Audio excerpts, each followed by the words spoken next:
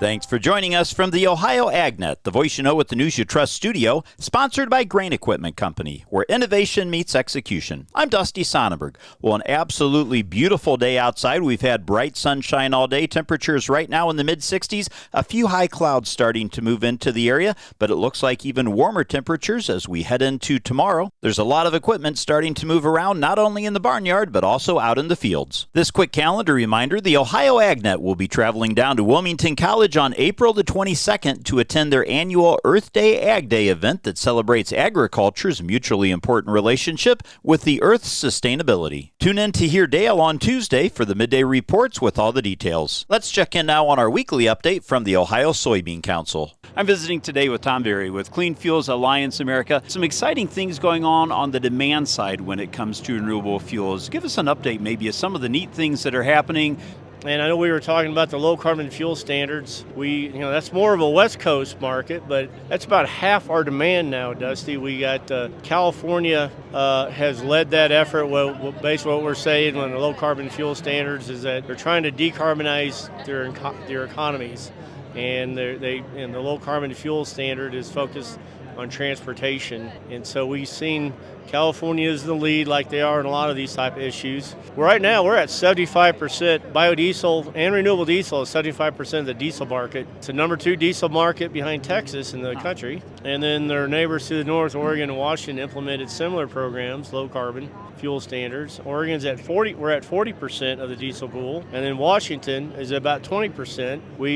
And those programs started a little later than California, and then the newest entry is New Mexico, one of the big oil states. Yeah. They're going to start implementing low carbon fuel standards, and what we work, they're looking at all the different technologies. A lot of times they see EVs, electric vehicles, playing a big role, which is fine. They can do a great job in certain segments, but in the heavy duty, it's just not quite there yet, and so that really provides an opportunity for us. Again, my guest is Tom Berry with Clean Fuels Alliance America. Today's update brought to you by the Ohio Soybean Council and your soybean checkoff. Let's check in now on that updated Thursday weather forecast brought to us by Seed Consultants. Simply better performance online at seedconsultants.com. Dry and mild through the balance of your Thursday. I'm Chief Meteorologist Ryan Martin, putting together a pretty decent forecast for you here near term.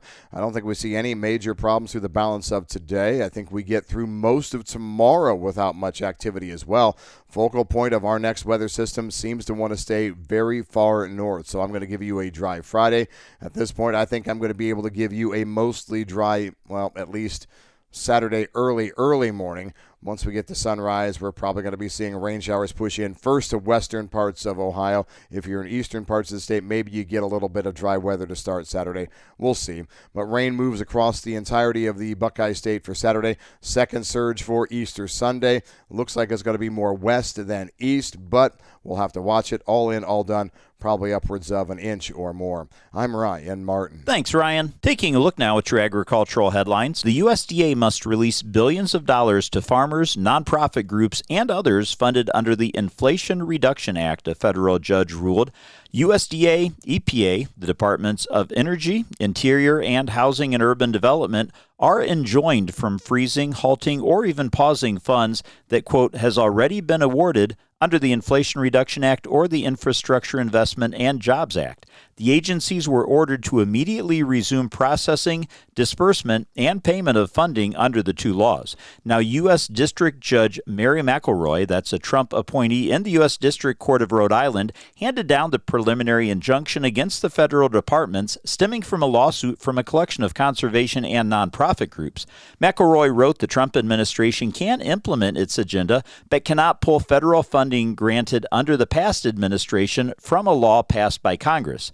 The court wants to be crystal clear, she said. Elections have consequences, and the president is entitled to enact his agenda. But still, McElroy added agencies do not have unlimited authority to further a president's agenda, nor do they have unfettered power to hamstring into perpetuity two statutes passed by Congress during the previous administration.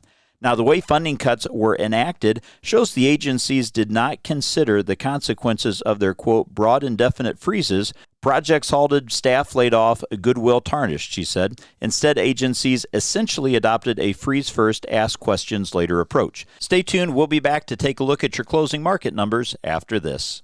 In any year, Your best harvest is only a few upgrades away. Seed Consultants exclusively serves the Eastern Corn Belt, combining our deep knowledge of local conditions with high-performing products fit for your acres.